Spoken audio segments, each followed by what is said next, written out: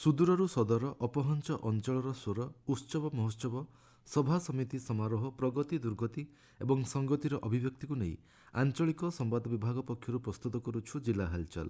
ଆଜି ଜିଲ୍ଲା ହାଲଚାଲରେ ଶୁଣନ୍ତୁ ବରଗଡ଼ ଜିଲ୍ଲା ସମ୍ପର୍କରେ ତଥ୍ୟ ଦେଇଛନ୍ତି ଆମ ବରଗଡ଼ ସମ୍ବାଦଦାତା ଉମେଶ ଚନ୍ଦ୍ର ବିଶ୍ୱାଳ ଓ ଉପସ୍ଥାପନାରେ ମୁଁ ସତ୍ୟରଞ୍ଜନ ମହାପାତ୍ର।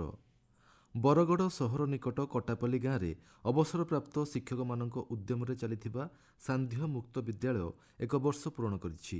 5 ଜଣ ଅବସରପ୍ରାପ୍ତ ଶିକ୍ଷକ ଓ 2 ଜଣ ଉଚ୍ଚଶିକ୍ଷିତ ଯୁବତୀ ଏଠାରେ 6ରୁ 10ମ ଶ୍ରେଣୀର ପ୍ରାୟ 60 ଜଣ ଛାତ୍ରଛାତ୍ରୀଙ୍କୁ ନିଃଶୁଳ୍କ ଶିକ୍ଷାଦାନ କରୁଛନ୍ତି। ବାର୍ଷିକ ଉତ୍ସବରେ ବିଶିଷ୍ଟ ବ୍ୟକ୍ତି ଓ ଅଭିଭାବକମାନେ ଏହି ଅଭିନବ ପ୍ରୟାସର ପ୍ରଶଂସା କରିଛନ୍ତି। ଏ ସମ୍ପର୍କରେ ଜଣେ ଅଭିଭାବକ କହିଛନ୍ତି, जदि इनके जन पढ़ी है रिटायर्ड टीचर माने जन पढ़ौन से टीचर मान को मते बहुत बहुत धन्यवाद दउछे। से माने ताकर बहु मूल्य करी आम पुओ झियो मानकर जन छात्र छात्री मान को पाठ पढ़बार जन सुविधा करूछन। मानसिक दक्षता रे सब जिनिस से माने बहुत शिक्षा करूछे। ताकर पढ़ा रे भी उन्नति होउछे।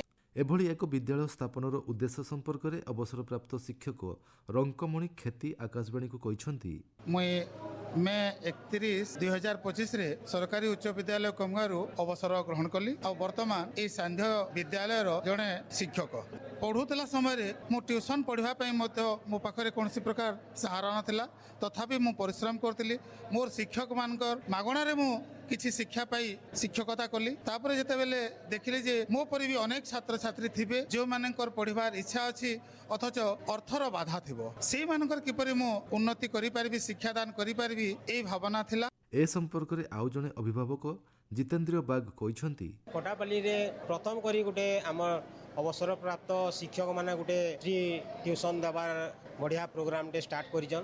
वर्षे खड़े हे गलान आ तार द्वारा छुआ माने टिके बेसी जन स्कूल मान के जेंडा पढ़ा होचे तार ठानु इठाने डाउट क्लियर होई पारुजन। तार संगे संगे अधिक टिके शिक्षा पाई पारुजन। घरे भी सेटा के टास्क माने जेंडा दउजन घरे भी भल हिसाब पढ़ी पारुजन आउ टिके उन्नति कला भाई लागू जाम। अरे तो एकला पढ़वा किंतु इनु काना हवा छुआ मनकर संगे पढ़वार द्वारा आउ शिक्षक माने पढ़ावार द्वारा टिके तांको टिके उत्साह बढ़वा। शिक्षक माने जेंडा भी माने स्टेप टे नहीं जन आया मन को बहुत बहुत धन्यवाद। कोटापल्ली ग्राम पंचायत रो उन्नति उपरे आउ भविष्य उपरे बहुत चिंता करूजन जो द्वारा कि छुआ मन को फ्री ट्यूशन दे पारुजन आउ छुआ मनकर भविष्य उज्जवल हेले गाँव भविष्य उज्जवल होगा। तार संगे संगे हमर गाँव परिवेश भी भल रहा। गाँव सब शिक्षित लोक मैंने बाहर जहाँद्वारा कि गाँव उन्नति हो पारवा। भोटर तालिकार सघन संशोधन प्रक्रिया अंतर्गत चिठा भोटर तालिका प्रकाश पाइछि।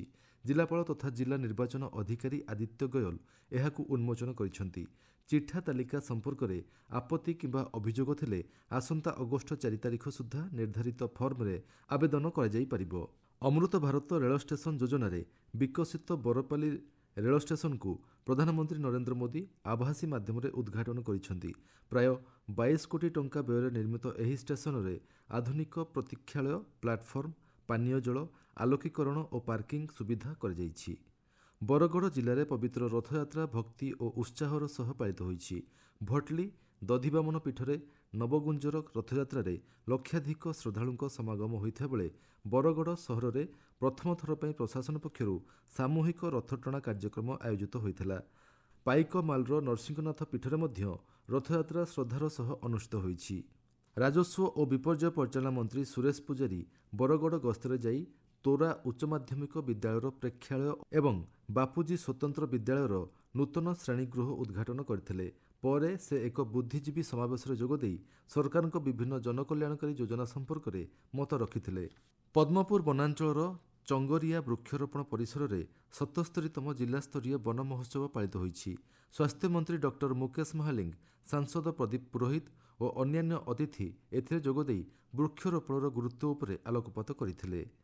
जिला हालचाल आज एतिकी। आसंता काली जिला हालचाल रे सुनिबे भद्रक जिला संपर्क में।